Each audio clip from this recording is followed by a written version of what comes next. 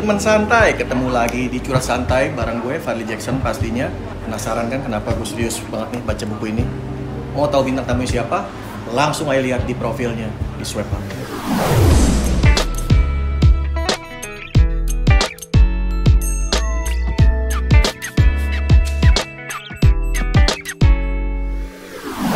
Yes, itu dia tadi lo udah lihat siapa bintang tamu kita kali ini. Yang orangnya udah ada, pastinya di samping gue dari tadi. Udah nungguin lama banget ya kan. Tanpa berlama-lama lagi, ini dia Cesario. Reyek. Lu bilang Reyeknya kenapa sih? Hah? Kan biar bagi-bagi dialog. Siap. Biar bagi-bagi dialog. Lanjut. Oke. Gimana nih Bang Fadli? Aduh, akhirnya setelah sekian lama bikin appointment janji lo, ya kan? Karena teman santai ini beliau, waduh, schedule-nya itu ya seperti yang kalian tahu ya kan. Jalan Gatot Subroto kalau maghrib jam 6 jam 7 seperti apa? Macet luar biasa. Seperti apa emang? Padat, maksudnya schedule padat, Oke, Pak. Begitu. siap. Makanya baru sekarang bisa nih. Ya kan? Ini ngomong kita lagi mana, Pak? Kok suasananya kayak ini ada apa ini? Romantis banget. Dia dari tadi gue bingung kenapa terlalu romantis begini. Lu yang setting begini, romantis begini. Aduh, ini mana sih? Ini nggak ada kru, bisa. Ini nih. Gimiknya ganti. Oke, makasih Pak ya. Waduh, ini romantis nih. Gak. Nah, kalau begini kan enak, lavender, anti nyamuk. Asik, mantap.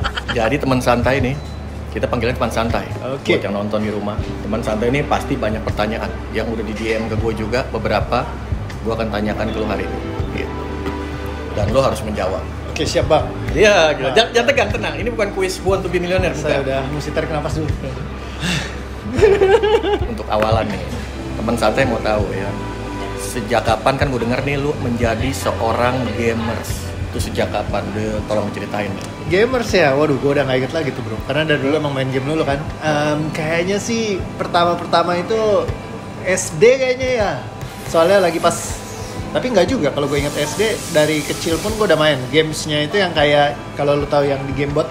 Gamebot, oke. Ya Gamebot zaman dulu kan, dia yang kalau koboi-koboyan tuh yang cuman monokrom, loncat-loncat. Cowboy geser-geser. CR. Ah iya, kayak gitu-gitulah. Yang nangis kalau kalah, megang pistol. Mek. Iya. Kayaknya kalau itu udah masuk. Yang bar kan, western bar gitu kan. Iya bener ya. Western. Apal gue. Gila, itu pas. Karena gue gamer juga, bro. Dari situ mulai. Siap. Gue pikir lu dari Atari mainnya. Enggak. Atari actually numpang di rumah temen karena gue nggak punya. Nah jadi maksudnya kalau gitu. hitungannya dari kapan gue main punya kan baru. Dari itu, Yeah. sejak Gamebot itu. Kalau kenal ya zaman Atari ya udah tahu lah. Tapi sempet freak. Lumayan. Orang gamer. Paling parah sih waktu zaman DDR.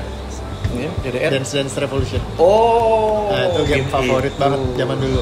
Karena di situ Game bisa dance, actualize man, lu bisa main ditontonin orang, jadi kayak keren gitu berasanya. Kalau main di rumah kan dulu kan nggak kayak sekarang kan online. Dulu kan kita nggak ada leaderboard, kita nggak bisa ngadu sama orang kan. Jadi kalau main di rumah doang, ya kan. Nah kalau misalkan pas lagi ada DDR tuh kan kita bisa kompetisi, bisa terus kayak manggung, teman-teman tuh bisa saling ngadu gitu, skor-skoran atau stylishnya gayanya khusus ya. Itu keren. Terutama di mata para ciwi-ciwi. Waduh. Ciwi-ciwi kalau ngeliat, wih gila. Ciwi-ciwi. Ya, ini orang jago banget kan sih, padahal satu level langsung kalah. Levelnya hard. Ya kan? Zaman dulu sih emang, tuh. zaman dulu sih emang keren banget sih. Apalagi kan kalau di kru gua dulu yang di Taman Anggrek sama CL kan. Jadi tuh memang dulu salah satu epicentrumnya mall yang paling gede kan di Jakarta waktu itu. Pada eranya. Ya, jadi kalau kita main tuh sampai malam, sampai gelap tuh, sampai tutup mall, semua mesin tutup, cuman DDR yang nyala. Terus orang tuh yang semua dari time zone itu ngumpul di situ. Iya, pada ngerapat. Itu seru banget. Apalagi lu main sambil mata ditutup, terus lu main yang hard expert, jadi nggak ngeliat sama sekali panasnya. Serius lu ada? apa. Ini gue baru tahu di teman santai. Jadi main game tuh maksudnya mata ditutup, men. Iya. Itu aturan dari mana? Gue baru lihat loh. Nah, jadi- baru denger dari lu nih. Ada yang matanya ditutup, ya teman gue bisa. Kalau gue pribadi, gue main layarnya gue matiin panahnya, kan dia bisa yang hidden mode. Jadi lu matiin, di situ nggak ada panahnya sama sekali. Jadi main yang hard levelnya, yang SSR. Nah terus dimatiin, gue main berdua, terus kita bisa pindah-pindah. Gila sih. Nah, itu udah- Se-freak itu ya Itu udah jadi keren seorang banget. gamer ya. Iya. Gila. Lu panas segitu banyaknya, lu bisa pindah-pindah, itu gila men. Karena lu mesti tahu timingnya kapan lu geser ke sini dan panahnya tuh nggak ada. Hilang, iya benar. Improvisasi dahsyat, daya ingat juga sih. Iya, itu mesti inget banget. Keren. Ketukan temponya. Iya. Luar biasa sampai seperti se-freak itu ya. Gue nggak nyangka juga sih. Just itu sama game tembak-tembakan yang paling gue gila. game tembak-tembakan. Iya. Time Crisis. Virtua Cop. Oh, virtual. Virtua Cop 3. Leaderboardnya gue yang pegang semua di TA. Terus dulu House of the Dead gue di Citraland. Semua dari atas sampai bawah sama gue. Gue inget nih dulu tuh kalau di Dingdong itu arcade, mesin arcade maksudnya, itu kita kepuasan batin ketika ada high score dan lo bisa mencapai high score itu dan nama lo nggak hilang gitu kan. Peringkat 1 ya udah, kalau emang belum ada yang ngalahin, selama belum ada yang ngalahin itu nama lo di atas. Yang ngeselin gue pernah ada satu kejadian, nama gue kan dari atas sampai bawah. Datang orang Jepang men katanya. Jadi atas kan Rio, terus datang satu Ray, anjing gue bilang namanya sebenarnya ada nama lu juga di situ. Gue main tuh 30 kali kan buat bikin leaderboard gue gitu kan. Tiba-tiba datang orang Jepang katanya main House of the Dead. Tiba-tiba skor gue 69.000 tuh paling mentok. Toto dia bisa hajar 72.000. Gue kesel banget. Lu kalahin lagi? Nggak bisa. Soalnya dulu nggak ada kayak sekarang ya. Sekarang tuh ada YouTube, kita ada segala macam. Jadi lu kalau mau cari tahu gimana caranya dia bisa sampai dapat skor itu, kita gampang. Kalau zaman dulu gua nggak tahu karena itu kan House of the Dead tuh multiple banget skenarionya. Lu masuk sini bisa nyasar di sana. Yeah. Nah, jadi gua nggak tahu rute mana yang dia pakai karena kan gua nggak lihat langsung. Nah, jadi gua nggak ngerti dia sampai cetak skor segitu gede tuh dari mana aimnya gitu. Dapetnya tuh dari mana. Nah itu gue nggak, sampai sekarang masih misteri tuh, dan gue masih gedek tuh.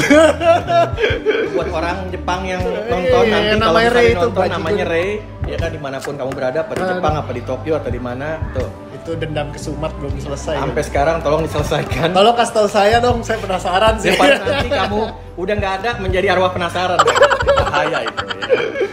Ya menyambung pertanyaan yang tadi nih. Oke bang. Sebagai seorang gamer, nih kan, tadi kan lo kasih tahu sejak kapan. Nah kalau sekarang ini lebih ke suka dukanya menjadi seorang gamer. Sukanya ya seneng ya, satu kan karena kita sering banget kalau mungkin gue tuh nyari kayak pencapaian ya bro. Karena dulu di sekolah gue nilainya tuh jelek banget, gue belajar setengah mati itu nggak pernah bagus. Nah jadi akhirnya selalu kayak dimarahin gitu, dibilang goblok, bego. Nah ketika gue main game, gue bisa. Terus banyak yang nge-follow kan, yang kayak mungkin kalau zaman dulu ada Instagram, follower gue banyak banget kali ya. Saya kamera juga nggak sekeren sekarang kan. Jadi zaman dulu tuh dokumentasinya lag banget man.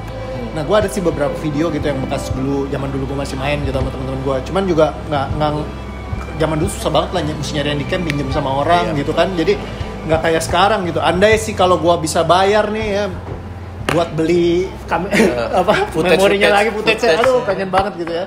Cuman apa yang udah lewat kan udah nggak bisa ini lagi gitu. Jadi senang-senangnya itu waktu dulu memang banyak apresiasi yang gue dapet. Kalau misalkan di sekolah gue selalu dia anggap jelek apa segala macam, nilai gue hancur, gue nggak naik kelas tiga kali, ya kan, dikatain goblok, bego lah segala macam. Jadi gue ngerasa pas begitu ketemu game gue bisa aktualisasi. Ada yang bilang lu jago ya main game, hebat gitu-gitu. Terus banyak yang ngadu sama gue bisa menang dari mereka. Nah perasaan itu yang bikin gue seneng. Nah jadi kalau lu tanya sukanya apa ya, paling gue suka ya itu saat orang ada yang apresiasi gue jadi akhirnya merasa diri gue tuh bisa. Nah itu ningkatin PD-nya gue.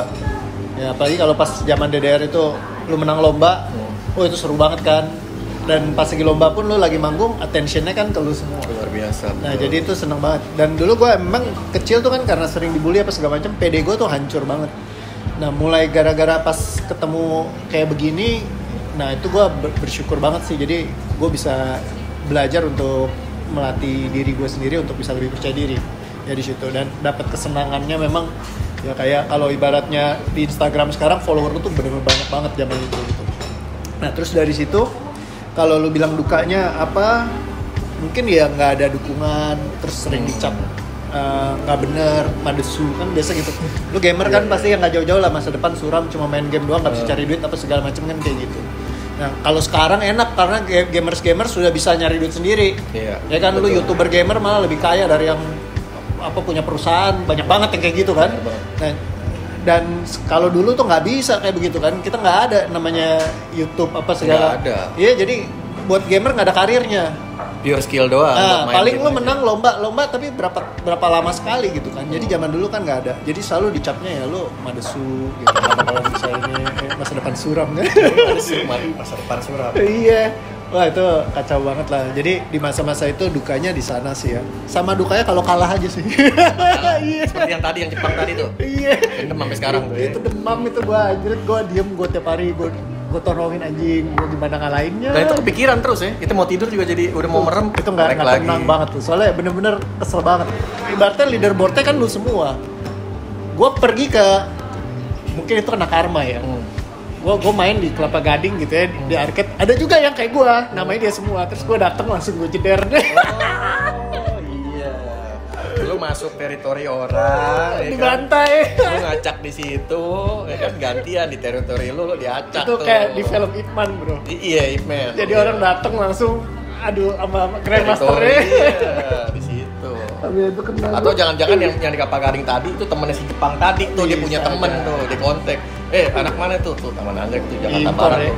Di situ deh lu. Nah, terkucuk. Itu memang di game yang beda. Kalau yang di Kelapa Gading itu gue ajar di Virtual Cop. Virtual Cop gue memang skor gue nggak ada yang ngalahin sih. Jadi gue kemanapun itu selalu leaderboard ranking 1. Jadi kalau begitu ada mall, ada Virtual Cop 3, gue datengin langsung, gue bantai. Skornya ya. Nah, jadi buat teman santai, kalau lu masih pada ingat ya kan dingdong-dingdong arcade zaman dulu, terutama Virtual Cop, DDR. Nah kalau lu lihat skornya tinggi, ada namanya, lu namanya apa ya di situ? Rio ya. Iya. Rio ya. Kalau yang Jepang tadi apa? Rei. Kalau Rio, nah ini. Itu sekarang nama gue Cesario Rey. Nanti gue ngaku aja itu. Ntar yang nonton nanti ada. Ternyata yang lo kalahin skor-skornya itu. Oke. Wah ini orangnya ternyata ini sekarang ya kan. Yo, jadi nanti lu follow aja, lu mau ngomong apa follow aja. Mohon maaf. Di DM aja, jadi jangan salahkan channel ini ya. Jadi langsung aja ini dia. Saya sudah bawa ke depan Anda. Buat yang Jepang juga. Siap. Jadi nanti diatur aja yang Jepang kapan mau ketemu, misalnya DM gue, lalu kapan ya kan gue atur lagi ketemu di Curhat Santai. Jadi channelnya namanya ganti jadi Tegang Santai. Lanjut Tegang. Lu kan gue denger, ya correct me if I'm wrong ya. Yeah. Gue denger lu kan punya ability khusus nih. Oke. Diri lu ini punya ability khusus. Mungkin gue menyebutnya di sini salah satunya aja. Salah satu misalnya indigo. Kata indigo, ya kan? Iya. Itu sejak kapan? Well actually sih udah lama banget, cuman gue nggak acknowledge aja. Jadi gue nggak tahu bahwa gue, ya istilahnya kalau orang bilang sensitif ya to certain things gitu.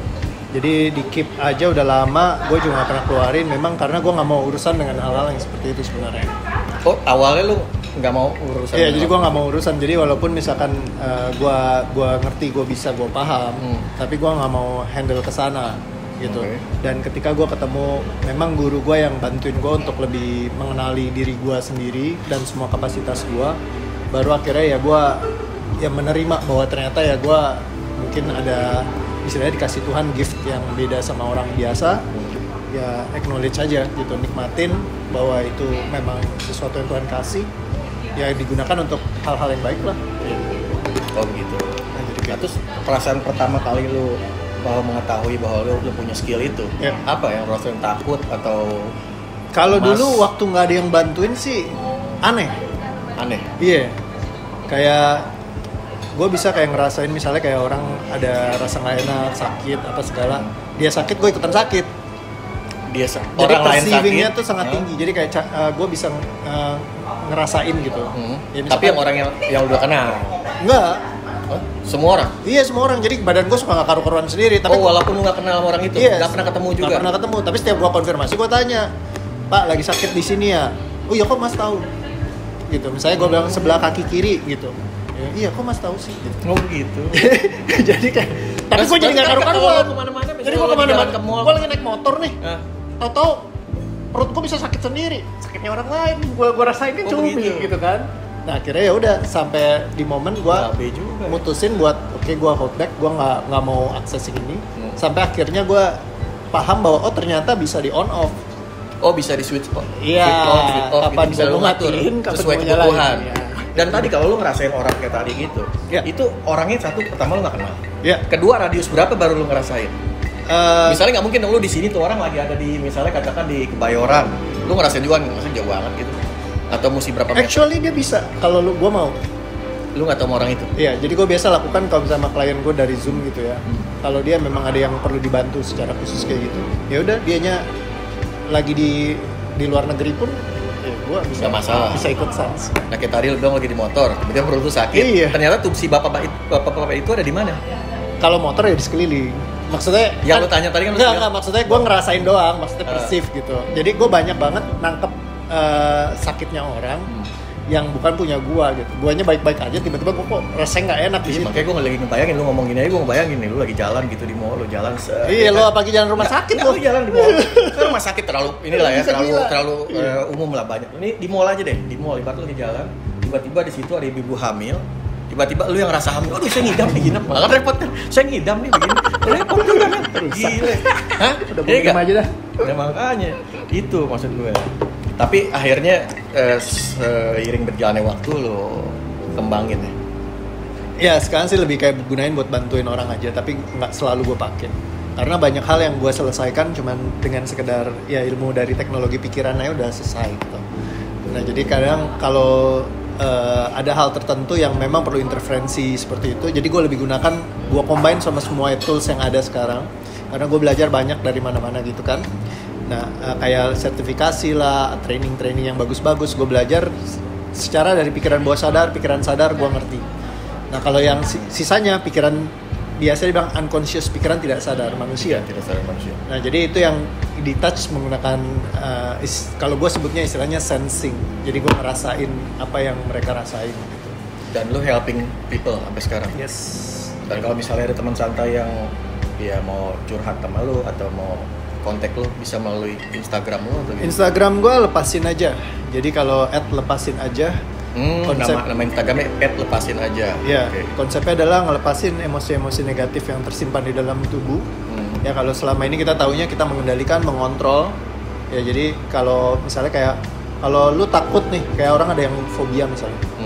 Oh iya, fobia. Ya kan? Kalau fobia itu ketakutan, biasa orang akan suruhnya kayak lawan fobianya gitu kan. Kamu jangan takut. Fobia apa aja ya? Iya. Misalnya ada orang takut tinggi. Iya, takut tinggi. Bisa. Kan Kan biasa- kameramen gua takut fobia. Nah, bisa takut kan miskin. suruh. Bisa nggak? Nggak apa-apa kalau Nggak takut apa-apa. miskin. Kalau takut kaya itu yang bahaya. Hah? Semua yang konsultasi sama gua, yang punya masalah tentang keuangan, rata-rata fobia kaya. Oh begitu. Nah, fobia kaya itu bisa muncul macam-macam, bro. Memang ini kedengarannya aneh ya. Tapi maksudnya kayak contohnya ya, misalnya kayak dari kecil tuh dari doktrin. Kamu tuh misalnya kalau uang itu nggak penting. Yang penting itu adalah nama baik keluarga. Yang penting itu adalah harga diri. Udah, akhirnya dia masuk di bawah sadarnya. Uang itu nggak penting. Setiap kali ada urusan dengan uang, alergi dia. Oh dia langsung menghindar. Iya, jadi Malas fobia dia, uang. gua Jadi pusing begitu deh ketemu gitu uang langsung kabur. Ada lagi yang kemarin nih, case-nya dia pernah dipalak di Metro Mini. Orang itunya bawa pisau gitu kan. Dari ujung Metro Mini tuh mencekam banget. Begitu dibajak Metro Mininya, dia duduk di agak belakang. Dia pegang duit. Datang tuh kan tukang palaknya bawa golok gitu kan. Bawa pisau, sorry. Nah, abis itu pas udah sampai deket tuh dia dong, nggak punya uang bang, kayak gitu. Dia takut banget. Nah itu tuh dia inget sekali tuh peristiwa itu. Nah itu langsung jadi fobia. Kalau uang itu bisa mengancam nyawa. Langsung fobia tuh, takut kaya. Kalau setiap kali ada duit datang, dia harus, pokoknya duitnya harus kepake. Apapun caranya. Gimana caranya abisinnya pakai deh? Jadi bisa tiba-tiba dia nabrak mobil orang, nabrak orang mati pernah deh. Jadi terus keluarganya sakit, dia harus bayar. Tiba-tiba usahanya kenapa? Jadi selalu ada peristiwa yang tanda kutip kayak nggak normal. Untuk pokoknya dia harus maintain uangnya itu hilang. Saking sampai segitunya tuh ya. Iya. Karena Kekhawatirannya dia, karena ya begitu fobianya. di bawah sadarnya dia ngendap pluk ke kunci bahwa kalau misalkan sampai pegang uang itu bisa membahayakan nyawa. Berarti itu faktornya tadi salah satunya juga dari eksternal ya. Ininya faktornya dari keluarga. Tadi kan keluarga dia yang doktrin bahwa kayak tadi. Nah, itu yang pertama ya, doktrin keluarga. Doktrin keluarga tuh paling sering. Yang penting harga diri. Ya, mayoritas orang itu Mindsetnya doktrin gitu. keluarga. Contoh misalkan kerja keras. Kita di Indonesia kan glorifikasi banget kerja keras tuh kayak diagungkan. Kalau lu bisa dari orang yang nothing sampai jadi something, lu dewa banget, luar biasa sekali. Dan orang sangat bangga dengan kerja keras. Nah, bukannya gue ngelarang kerja keras ya, tapi ketika kita punya format kerja keras itu kuat banget di bawah sadar kita. Biasa kalau gue tanya, dari skala 1 sampai 100, berapa pak lu percaya kerja keras itu adalah jalan menuju kesuksesan? Dia bilang 100%. Berarti kuat banget. Nah, di saat begitu, rezeki Tuhan tuh dia ditutup semua sama dia. Kenapa? Misalnya gini, ini ada klien gampang. Mereka mau datang sama dia nggak akan pilih yang itu, dia pilihnya yang susah. Klien yang susah. Iya, karena kalau gampang nggak ada pembuktian buat dia. Dia nggak nunjukkan bahwa dia kerja keras. Kalau dia mau, gue harus kerja keras dong. Kalau klien gampang kan nanti dibilangnya gue cuman hokinya sukses karena beruntung, karena hoki doang. Faktor luck ya. Iya, faktor luck dibilangnya begitu. Jadi kayak mereka secara bawah sadar mereka nggak mau dibilang luck, mereka nggak mau dibilang beruntung, mereka tutup semua keberuntungan. Setiap hari berdoa sama Tuhan minta, tapi mereka sendiri yang nolak. Karena mereka pengennya gue harus kerja keras gitu kan. Dia yang berdoa, dia minta, tapi sebenarnya dia nutupin sendiri, ngebatasin itu dia sendiri. yang cancel sendiri. Makanya kayak misalkan contoh, gue banyak kan berinteraksi sama sales gitu. Jadi mereka kalau punya sales team misalnya, tim yang mau jalan, mereka nggak urusin. Mereka lebih nyari yang tim mati. Gimana cara gue bisa bangkitin yang mati gitu. Karena apa? Lebih punya kepuasan. Saat gue bisa bantu mereka jadi sukses, itu kayak wah hebat nih gue. Kerja keras gue ditunjukkan. Kalau bantu yang ini kan udah jalan, gue bantu sebenarnya bisa lebih gede lagi kan. Cuman secara nggak tahu kenapa dia nggak milih yang ini, malah milih yang tadi, milihnya yang susah, yang udah pasif tadi. Exactly. Kenapa? Karena ya itu tadi, kerja keras adalah jalan menuju sukses. Saat satu jalan doang menuju sukses, dia menutup jalan yang lain. Ibarat lu misalnya gue mau ke Bandung lewat tol Cipularang. Terus gue bilang, bro, ada jalur lain bro. Kita bisa lewat Puncak, kita bisa lewat Sukabumi, kita bisa naik pesawat nyampe di sana, bisa naik kereta. Nggak bisa bro. Harus lewat Cipularang. Cipularang lagi ada pembangunan tol bro, lagi ada truk terbalik kemarin sama ada yang ambles. Pokoknya satu-satunya jalan lewat tol Cipularang. Nah jadi begitu ada yang opsi lain, sampai dikotakin sama dia. betul, hanya satu jalur menuju sukses adalah kerja keras. Akhirnya apa? Kerja keras terus, hidupnya nggak pernah beruntung kayaknya udah kerja mati-matian. Jadi ke situ aja arahnya. Betul. Oh itu berarti yang menghambat, karena beberapa orang yang di luar sana nih yang lagi nonton juga banyak yang nggak tahu. Betul. Nah banyak banget yang kayak gitu bro. Terus kayak yang misalkan hidup seperti roda berputar. Nah, gue sering denger tuh, hidup ada lagunya juga. Ya kan, hidup seperti roda berputar. Jadi misalnya dibilang kayak gitu, orangnya satu, begitu dia sukses dia takut. Iya, takutnya ntar kayak biang lala, dia turun kapan. Nanti dia jatuh kan. Jadi dia selalu, waduh nanti jatuh gimana. Akhirnya jatuh bro, karena dia reset ngulang-ngulang terus di kepala dia. Nah, sama yang satu lagi, yang orang susahnya, dia bilang, oh nanti rodanya berputar, ntar juga gue jadi kaya raya. Dia nungguin. Miskin selamanya. Lu kalau yang muter-muter tuh roda, gembos berarti tuh, gembos roda itu. Dia nggak tahu tuh. Iya kan? Kalau hidup seperti roda berputar, semua orang miskin pasti jadi kaya. 90% orang Indonesia pasti orang kaya semua. Betul. Karena pasti ada masanya dong, kan kayak roda berputar. Kayak roda berputar. Tapi kok rodanya kayak gini ganjel balok gitu. Ya, berarti teman santai ini harus pola pikir harus agak digeser. Bukan berarti tidak membenarkan, tapi ada cara lain, smart way yang lo mesti pahamnya agak digeser, seperti yang tadi jelasin sama Bro Rio tadi kan. Itu dia Bro Fadli. Jadi terutama orang di sekitar kita, orang tua juga jangan terlalu menekankan doktrin anaknya harga diri. Nanti kesian anaknya. Bukan apa gue takut. Begitu anaknya dari kecil harga diri, begitu gede dia masangin label di badannya tuh. Oh gitu ya. Sale 50.000, 10.000, bahaya, kebanyakan ngurusin harga gitu. Jadi coba kita cerna positif omongan kali ini nih, ya kan? Obrolan santai kita. Itu bisa mudah-mudahan kedepannya bisa membantu teman santai semua. Pasti. Ya kan? Biar berubah. Jadi jangan ngarepin roda yang berputar. Kalau rodanya gembos bahaya bos. Gitu. Yang paling ngeri memang kalau ketanam di bawah sadar mereka, Bro Fadli. Karena kita nggak tahu apa yang bekerja. Mereka tiap hari kerja setengah mati-matian. Kayak gue dulu ya, waktu gue belum ngerti beginian. Itu kerja mati-matian bro, pergi pagi pulang malam, kadang-kadang sering banget sampai subuh jam 2 Bang Toib lu ya? Baru balik. Iya, Rio Bang Toib setengah mati bro. Dan nggak jadi bisnis gue gitu, setengah mati. Tapi begitu gue ngerti, oh ternyata ini banyak problem bawah sadar gue. Menjak dari saat itu, gue jadi punya program di bawah sadar gue. Ketika gue mau ngerjakan sesuatu, udah mau selesai, jadi karena udah mau beres sih kan, udah mau tutup loopnya di episode terakhir, terus diambil dari gue. Nah ternyata itu terjadi dalam hidup gue di banyak faktor. Keulang terus. Gue ngerjain apa, bisnis cabut. Jadi kayak kerjain tim udah jadi, hancur. Bangun bisnis udah jadi, hancur. Karena pola ini looping. Nah sampai di momen ketika gue ngerti tentang alam bawah sadar segala macam, dibersihin, dicabut, baru tuh, wah kayaknya apa aja baru kerjain tuh enak. Iya. Jadi baru bisa rezeki tuh kayak open. Gitu, dulu setengah mati kerjain apa aja guling-guling, karena orang bilang kan kerja keras sukses. Enggak, Gua kerja keras nggak sukses-sukses. Kerja cerdas katanya sukses. Gua disuruh join bisnis gua hancur juga. Terakhir gua baru nemuin ternyata bukan kerja keras, bukan kerja cerdas, kerjanya yang selaras. Formula itu akhirnya yang dapat kerja Selaras. selaras. Tubuh, pikiran dan jiwa satu alignment, nggak ada keraguan sama sekali, gaspol. Nah itu baru jadi. Nah buat supaya satu alignment gimana? Kita harus buang-buangin dulu tuh semua yang ganggu. Ion-ion negatif Betul sekali. dibuang semua. Jadi didetoksifikasi. Detoksifikasi. Nah, ini dia pertanyaan juga nih yang spesial, ya kan? Kenapa spesial? Karena ini buku ini. Asik, buku ini aku pinjam. Itu Iwan Fals. Enggak, ini buku gue udah punya. Bukan itu lagu Iwan Fals, buku ini aku pinjam. Jadi ini buku Dear Parents, Gamer juga bisa sukses, ya kan? Iya. Karangan langsung dari Bro Cesario Ray, ya, teman santai. Nah ini gue udah punya, buku gue udah baca isi bukunya. Nah cuma gue mau nanya juga dong sedikit, mumpung ada penulisnya. Ya kan? Siap.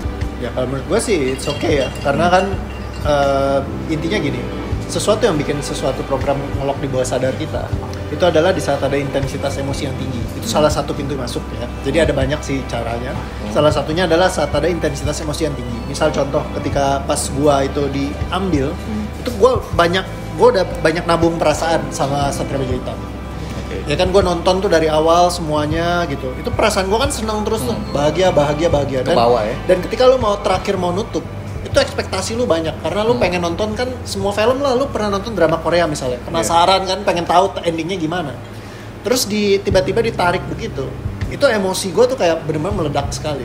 Nah ledakan emosi ini karena apa? Zaman dulu memang yang nggak ada YouTube itu yang paling gampang. Karena kita kayak antara hidup dan mati men. Lu nggak ada tayangan ulang zaman dulu juga.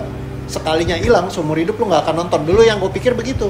Kalau gue tahu nanti masa depan bakal ada YouTube, kita bisa nonton lagi, ya mungkin gue nggak akan nggak akan sekesel itu begitu kan. Ya. Walaupun kesel juga sih pasti. Cuman mungkin masih ada pengharapan lah. Masih ada pengharapan. Cuman waktu dulu itu ya gue merasa wah gila ini banget. Sampai gue terakhir ya, gue udah sampai gue ke Jepang ke kafenya dia, gue udah ketemu sama si pemerannya Kotaro Minami langsung gitu, iya. Tetsuo Kurata. Tetap nggak ngobatin kepahitan itu. Sampai gue ngerti bagaimana caranya gue ngelepasin semuanya dan benar-benar kayak ringan banget setelah itu. Nah jadi itu program yang nyangkut underlying yang gue nggak sadarin selama ini. Nah itu yang perlu ditata, dirapihin. Dan kalau misalkan, jadi kalau balik lagi pertanyaannya, bagaimana menurut lu? Kalau selama lu intensitas emosinya malah positif buat lu, itu nggak masalah. Walaupun ngelawan tadi tuh. Iya, karena kan lu walaupun lu ngumpet-ngumpet nih ya, tapi itu kan jadi kayak petualangannya lu. Iya, Dan tapi kalau ketahuan tadi misalnya andai kata yang tadi gue ceritain ketahuan nih pada saat itu, mungkin gue bisa di skor sekolah apa. Kalau sekarang ketahuan nih gurunya nonton tiba-tiba wah si Fani ternyata bodo amat. Gitu. Tapi gak jadinya itu sesuai ekspektasinya lu. Karena kan akhirnya tetap endingnya seperti yang lu gambarkan. Lu berhasil nonton selesai tanpa ada gangguan. Iya. Tapi kalau misalkan itu ada gangguan dan lu dihukum dan lu nggak bisa nonton, mungkin cerita lu akan mirip-mirip kayak gue. Oh gitu. Iya. Terus ini buku ini tadi kan gue udah baca lah isinya semua. Pokoknya ini keren banget. Thank you. Buat mendidik, apalagi yang kita yang udah berkeluarga, yang punya anak, gitu kan. Ya. Gue aja yang belum married, ya ini promo lagi. Ini promo buku apa promo gue nih? Gue ralat kalimatnya ya. Tadi kan belum married ya. Gue aja yang sekarang masih single, ya promo lagi kan. Jadi ini gue baca ini terenyuh gitu maksudnya. Oh ntar gue punya planning, kalau gue punya anak nih, gue mau nerapin nih. Jadi jangan istilahnya jangan ngedoktrin anak kita, jangan. Kalau lihat hobinya apa, misal anak kita hobinya ngomongnya kencang, mungkin dia bakat jadi penyanyi rap. Jangan disalahin. Anak kita hobi musik, apalagi nih gaming gitu kan. Nah ini gue baca semua. Nah ini lu buku ini prosesnya, ini udah ada ya, udah available ya. Kalau teman-teman ada yang mau beli di Gramedia bisa. Di Gramedia atau di toko-toko buku kesayangan Anda udah ada ini bukunya. Tinggal cari aja, gamer juga bisa sukses. Nah ini di sini gue lihat nih, di sini kalau teman santai lihat, seorang Cesario Ray ini adalah seorang gamer, entrepreneur dan pakar teknologi pikiran bawah sadar. Yes. Ya kan? Ini gelarnya luar biasa men, asli. Gue aja cuma punya gelar satu nih. Ini apa nih? CMST, CMT, pokoknya banyak banget nih. Ada LMN, LP, CM. Gue pokoknya banyak. Gue cuma ESOS gelar gue satu. Kameramen gue lebih gila lagi. Dia punya gelar banyak. Dari mulai apa dia? ESOS, lu ESOS ya? ESOS, MP4, MP3, MOV ya. Dia gelar itu kameramen gue. 4 gelar dia. Nih, berapa lama prosesnya bikin buku ini? Well actually ini gue ikut campnya Pak Edi Zakius namanya, writing coach gue. Dia itu Easy Writing Community namanya. Ya thank you juga sih sama Pak Edi. Dia bantuin itu dalam 4 hari ditulis bukunya. 4 hari? Iya. Nulis buku setebal ini 4 hari? Bahkan lebih tebal. Ini udah dipotong 100, ini udah 100 halaman lebih. Iya. Yang pure-nya tuh tebal, lebih tebal dari ini 4 hari. Iya, 4 hari. Gue ngebayangin tadi, gue pikir bangsa 2 bulan gitu ya. Ceknya dulu apa? 4 hari? 4 hari, editingnya 1 tahun. Oh, editingnya 1 tahun? 4 hari udah jadi di naskah semua lengkap. Oh, editingnya setahun. Jadi sebenarnya ini buku seneng banget waktu bikin. Ya terus memang waktu itu tenggelam dalam kesibukan segala macam, jadi nggak sempet bener-bener karena harus dibaca total kan ulang gitu. Nah nyari waktu yang buat ngebacain total ulang sama ngebener-benerinnya itu yang dulu itu gue memang punya problem di hal detail bro. Jadi kalau detail itu gue selalu menghindar. Karena dulu sering nilai matematikanya jelek apa segala, kalau hitung-hitungan detail tuh gue susah. Jadi kalau ketika gue harus diminta ngecekin semuanya mana yang ngaco-ngaco, nah itu yang bikin gue jadi ini. Jadi waktu itu tuh udah selesai dari gue, diberesin, editornya kasih, dari editor cuma gue tinggal finishing, nah itu yang lama. Karena gue menghindari editing. Yang makan waktu setahun itu. Ya, dulu gue gak ngerti cara ngelepasin. Ilmu ngelepasin ini baru belakangan gue punya. Oh begitu? Iya, jadi gue selama 10 tahun gue racik dari semua pecahan-pecahan keilmuan psikologi yang ada. Ya yang gue belajarin karena gue seneng kan, makanya ya tembelan sertifikasinya banyak gitu. Karena gue banyak ngider. Secara akademis gue enggak ya, jadi gue nggak ngambil karena kan gue emang nggak lulus kuliah juga. Ya, jadi terus juga gitu. Nah gue sukanya yang belajar langsung praktek. Okay. Nah jadi gue semua sertifikasi yang bagus-bagus di dalam maupun di luar negeri gue belajarin. Nah jadi sama bule-bule segala macem gitu yang canggih-canggih. Nah mereka itu banyak yang doktoral ngambil di bukan klinikal, di akademisi gitu ya. Nah mereka punya konsep-konsep sendiri yang mereka kembangkan. Nah gue belajarin, jadi udah kayak ibaratnya intisarinya yang paling top-top banget. Nah itu di-combine, akhirnya gue racik-racik baru ketemu sistemnya. Formula buku ini. Formula yang ngelepasin, sehingga gue bisa lepasin dari problem detailnya, jadi gue bisa ngerjain. Akhirnya sampai selesai. Yes. Dan sekarang gitu. Bisa buku ini dibeli dan dipahami buat semua teman santai, terutama orang tua. Ini bisa beli buku ini, bagus banget. Gue udah baca di dalamnya. Nah tadi juga kisahnya brother ini tadi masalah Satria Baja Hitam dinonton, diomelin, pokoknya maknya tuh ada di sini juga. Gue udah baca ada di tengah-tengah buku ini. Karena gue juga nggak bisa bahas detailnya, nanti masih banyak obrolan gitu. Jadi buat terutama orang tua wajib. Apalagi corona baca. Ya di rumah anaknya main game mulu. Baca itu. Ini ngedidik anak caranya ada bagus di sini, banyak banget. Jadi pastiin aja langsung ke toko buku terdekat, langsung order aja ini. Atau order via Instagram bisa nggak? Bisa juga. Gamers juga bisa sukses. Oh ada Instagramnya sendiri. Iya. Memang yang paling Gamers juga bisa sukses. Yang paling beda itu memang dari buku-buku lain kan banyak yang nanya apa sih bedanya Bro Rio sama buku-buku lain. Bedanya memang kalau biasa kalau buku tentang gamers gitu ya atau parenting ditulis sama orang yang non gamers biasanya. Iya. Penulisnya nggak main game. Iya. Nggak kecanduan biasanya. Dan kadang-kadang nggak match jadinya. Iya. Nah karena soulnya sendiri kita perlu ngerti apa yang ada di pikiran mereka gitu. Kita harus ngalamin sendiri. Ibaratnya kalau lu kecanduan obat terlarang misalnya, terus lu sampai bebas. Nah apa aja yang bikin lu sampai benar-benar memutuskan untuk akhirnya keluar dan lu selesai gitu sama dulu problem lu. Nah gara-gara gue kecanduan dulu, gue tahu apa yang berputar di sini dan jadi gue ngerti bagaimana cara ngeberesinnya. Jadi kalau buat orang tua yang memang punya anak, Anda akan ngerti bagaimana pola seorang gamers itu bekerja, tapi sebenarnya bukan gamers sih, lebih ke keseluruhan kan. Jadi anak tuh bagaimana sih pola pikirnya, apa yang mereka inginkan. Emang ini bukunya temanya tentang game, tapi pada akhirnya orang yang non gamers pun, orang tua itu akan belajar sangat banyak sekali dari sini karena isinya ya memang kayak cerita gitu ya, story. Tapi memang ditulis dengan sistem neurosemantics, neurolinguistic programming dan semua bahasa-bahasa yang covert hypnosis juga. Jadi ketika Anda baca kelihatannya kayak baca biasa, tapi Anda akan dapat banyak pencerahan di sini. Betul. Jadi ringan banget. Mudah dipahami juga, yes. Bikin nyaman bacanya juga. Makanya sekarang teman-teman santai sama orang tua juga nih beli bukunya. Langsung habis nonton tayangan ini ke toko buku terdekat. Iya gak tuh? Langsung dapetin ini. Terapin buat anak Anda karena ini berkaitan dengan masa depan anak Anda juga. Bener gak? Yes. Gila luar biasa seorang Fadil Jackson biasanya semenjak mau lebaran aja dia bener nih. Habis itu berantakan lagi dia. Nih pertanyaan lagi, ada lagi. teman santai mau tahu. Dalam lo mencoba untuk, tadi kan lo bilang lo helping people. Ya. Apalagi terutama menghilangkan fobia. Ya. Nah, lo butuh proses berapa lama untuk menghilangkan fobia dari seseorang? Kalau teman santai mau tahu, kan dia takutnya dia nggak tahu, wah Gua nanti garuk-garuk lama, jadi gua mesti misalnya ketemu sampai 3 kali atau 7 kali ketemu atau gimana gitu. Nah caranya gimana? Singkat aja lo. Mungkin gue nggak kasih angka pastinya ya bro ya. Karena kan setiap orang pasti pengalamannya beda-beda. Punya traumanya masing-masing, punya fobianya. Biasa sih fobia itu terbentuk karena trauma. Jadi misalkan dulu pernah, misalnya kemarin yang kayak gue baru handle orang fobia tikus, takut banget sama tikus gitu ya. Gara-gara dulu waktu kecil lagi main petak umpet, terus dirembetin tikus, gitu langsung, wah gitu. Jadi merinding, jijik. Mulai saat itu dia fobia tikus. Dia bilang mending gue ketemu macan, ketemu ular daripada gue ketemu tikus.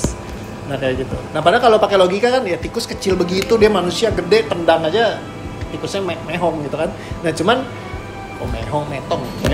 Abis itu tapi dia takut gitu. Nah yang kayak begitu kan biasa ya mungkin butuh proses lama segala macam. Nah karena ngerti sistem begini gitu, dan plus ditambah yang tadi lu bilang kelebihan spesialnya ya, yang orang bilang nggak orang umum bisa. Ya gue bisa bantu dengan waktu yang juga cukup singkat gitu. Cukup singkat. Nah, jadi kayak fobia yang kemarin ada yang fobia tinggi juga langsung beresin nggak sampai mungkin sekitar 5-7 menit gitu ya. 5-7 menit tuh? Iya, dia takut banget sama tinggi.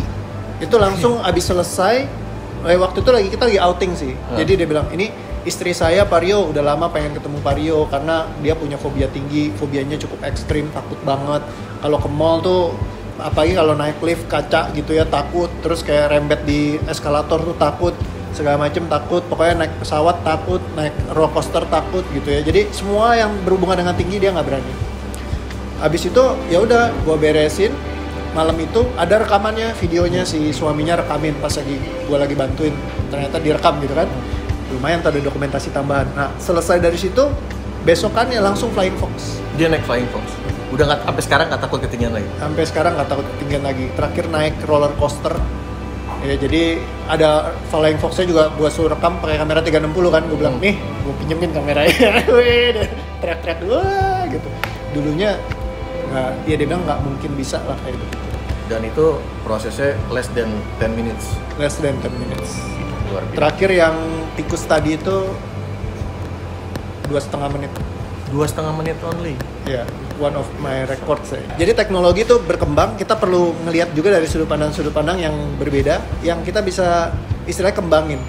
Nah, jadi ini sebenarnya sebuah sistem yang memang benar-benar kayak unik ya, karena kan biasa kita butuh waktu yang sangat lama untuk menyelesaikan kayak satu trauma aja. Misalkan contoh dilecehkan ya secara seksual, itu kan sangat mendalam. Orang juga biasa mau cerita nggak enak. Sungkan. Dan dia nggak ceritain sama gue sampai gue selesai ngelepasin emosinya. Jadi sama sekali dia nggak bilang saya trauma pelecehan seksual segala macam. Dia nggak ngomong ya. Sampai saya beresin emosinya selesai. Begitu udah beres, saya baru nanya, boleh tahu nggak sih sebenarnya ini case apa? Baru dikasih tahu di situ. Baru dikasih tahu. Ini Pak, saya dulu dilecehkan sama tetangga saya secara seksual. Oh oke. Berarti dari situ saya baru tahu. Oh ternyata tadi gue handle case ini. Gue nggak tahu. Pokoknya gue cuma bantu. Blind case. Ngelepasin emosinya doang. Okay. Jadi bagaimana kalau kita bisa, sebenarnya kita punya teknologi baru yang istilahnya bisa ngelepasin bahkan secara blindly. Gue nggak perlu tahu karena banyak orang kan nggak mau private kan. Lu kayak banyak ada yang hal yang kelam banget, penyesalan terdalam dalam hidupnya dia yang dia nggak mau sharingin, nggak mau istilahnya sama siapapun yang nggak mau cerita. Ya udah sama gue juga nggak usah cerita. Tapi karena dia berkontribusi penuh, itu kuncinya di situ. Akhirnya dia mau ikutan bareng nih buat ngerapihin, ngelepasin. Nah, totally dia bisa lepaskan. Baru di sini. Iya. Ada yang ngelok bro sampai nggak ngomong dari awal. Jadi cuman kayak gitu. Sepanjang gue nanya apa dia nggak jawab. Apa yang dirasain nggak jawab. Tapi akhirnya ya lepas. Teman santai, jadi buat teman santai semua yang emang punya problem, ya pasti semua orang ya, semua makhluk hidup, namanya manusia apalagi terutama, itu pasti punya problem masa lalu. Ya. Jadi nggak ada salahnya, coba aja silaturahmi, follow dari Instagramnya tadi ada, di profilnya juga ada kan. coba silaturahmi aja, tegur, tanya, ya selalu terbuka kok pintu buat kalian gitu. Ya asik gitu kurang lebih. Nah ini bro, gua pertanyaan terakhir yang paling dinanti sama semua teman santai di acara Curhat Santai. Oke. Ini lebih menarik. Kenapa aku bilang menarik? Ini lebih ke up to the personal. Personal lo nih, pertanyaan private yang jarang orang tahu ya kan, tapi di Curhat Santai wajib dijawab. Kita saksikan setelah malah ya langsung sekarang. Jangan. Nah sekarang pertanyaannya adalah, untuk saat ini siapa orang yang paling lu sayang dalam hidup lu? Alasannya kenapa? Saya paling sayang diri saya sendiri. Alasan? Karena ya nomor satu, kita perlu mencintai diri kita sendiri dulu, baru kita bisa mencintai orang lain. Jadi kalau ditanya yang paling sayang adalah, gue paling sayang diri gue sendiri. Karena setelah gue kenal diri gue lah, akhirnya ya gue bisa kayak bener-bener kayak achieve banyak hal dalam hidup gue. Kayak dalam bisnis pun bisa berkembang gitu ya. Kayak punya lebih dari 10.000 reseller gue di seluruh Indonesia, 20.000 lebih ya bahkan. Jadi secara bisnis tuh oke banget. Terus lagi di masa corona gini juga nggak ada challenge, malah kita cetak rekor yang melebihi dari semua rekor yang pernah kita ciptakan sebelumnya gitu. Jadi kayak banyak hal yang di dalam hidup ini dulunya tuh begitu sulit sekali. Begitu gue kenal diri gue sendiri, begitu gue mencintai diri gue sendiri, akhirnya gue bisa bukan hanya membantu diri gue, hidup gue, tapi membantu banyak orang di sekeliling gue, keluarga gue, bahkan orang-orang lainnya juga bisa ikut kena. Ibaratnya gue kayak jantung bro. Orang boleh bilang gue mungkin kayak, lu egois banget sih, cuma mikirin diri lu sendiri. Tapi jantung itu dia kerja 24 jam. Kita bilang jantung itu bagian tubuh yang paling krusial, paling baik. Karena dia selalu bekerja buat orang lain. Dia bekerja membagikan oksigen bagi seluruh tubuh yang lain. Ya, tapi jantung itu juga mengambil oksigen yang terbaik. Jadi semua oksigen terbaik diambil sama dia dulu, karena dia begitu mencintai dirinya. Bayangin kalau misalkan jantung ini bilang, gue bagikan oksigennya itu ke yang lain dulu, gue ambil sisanya. Apa yang terjadi? Jantungnya lemah. Ketika jantungnya melemah, jantungnya mati, seluruh sistem di tubuhnya mati. Tapi karena jantung selalu care terhadap dirinya sendiri dulu, mentingin dirinya semua di atas segala-galanya. Ketika dia sehat, dia happy, dia bisa kasih contribute ke semua tubuh dalam keadaan yang terbaik, yang sehat, yang oke banget. Jadi kalau ditanya, ya itu. Lo mencintai diri lo sendiri, itu jawaban. Yes. Nah, menyambung pertanyaan ini, pertanyaan terakhir, last question itu, tadi udah ditanya, siapa untuk saat ini orang yang paling lo sayang? Jawabannya adalah diri lo sendiri. Alasannya udah lo sebutin. Yeah. Nah, pertanyaan yang ini adalah, andai kata lo mendapat umur panjang, entah 100 tahun ke depan atau bahkan 1000 tahun ke depan, lo mau ungkapin, mau ngomong apa terhadap orang yang lo sayang? Dalam hal ini boleh terserah, boleh memilih yang tadi diri lo sendiri atau misalnya lo mau ngomong sama orang yang sayang siapapun itu, ya boleh silahkan diungkapkan. Karena ini kan episode ini kan bakal ditonton long life selamanya gitu kan. Mungkin gue sampein buat bini gue, cari suami yang baik. Terus udah speechless lo kok. Iya. Begitu. Lu yang ngomong, gue tahan napas lo. Gila, gue baru pernah dengar seorang suami ngomong lu cari suami yang baik gitu. Iyalah, kalau gue aja nggak ada ya cari suami yang baik, jangan sampai lu sendirian. Iya, bukan maksudnya, iya. Masa gue yang ngajarin sih, lu romantis kembang doang lu taruh sini tadi nih, sekarang lavender anti nyamuk lu taruh sini. Iya, ngomong kayak gitu. Soalnya enak. Soalnya dari dulu tuh bini gue bilang, lu nggak boleh mati duluan, gitu. Harus istilahnya sama-sama terus. Ya kalau gue pesen ya namanya mati kan kita nggak tahu bro. Kalau gue kemarin mati ya pesen gue ya, lu cari suami yang baik lah, yang istilahnya bisa jagain lo, bisa kasih sayang. Ya lu ngomong ke situ, jangan ke gue matanya, bini lu di situ. Tonton, masa ke gue? So, ya sama seperti yang biasa aku ngomong ke kamu. Kalau sampai kemarin aku meninggal, cari suami yang baik, yang bisa sayang sama kamu. Ya asuransi mungkin nggak banyak amat, tapi ya diambil aja. Terus juga bisnis oke. Sisanya kan udah pakai nama kamu semua, jadi ya nikmati hidup lah ya, have fun. Terus yang jadi suaminya, awas lu jangan macem-macem sama Stevie ya, bangsat gue bantai kalau macem-macem. Ya, jadi jaga baik-baik karena barang langka. Be happy always, senang-senang, seru-seruan. Tapi gua nggak bakal mati kemarin. Iya itu ya teman santai. Gue baru pernah aja dulu dari puluhan episode yang udah pernah ada nih. Aduh, gue mulai selebritis, tokoh politik, apa segala macam yang udah jadi bintang tamu di sini. Baru lu nih antik. Biasanya nih 2 pertanyaan terakhir ini tuh mengharu biru nih. Oh, iya. Kalau ini nggak, gue nahan ngakak dari tadi.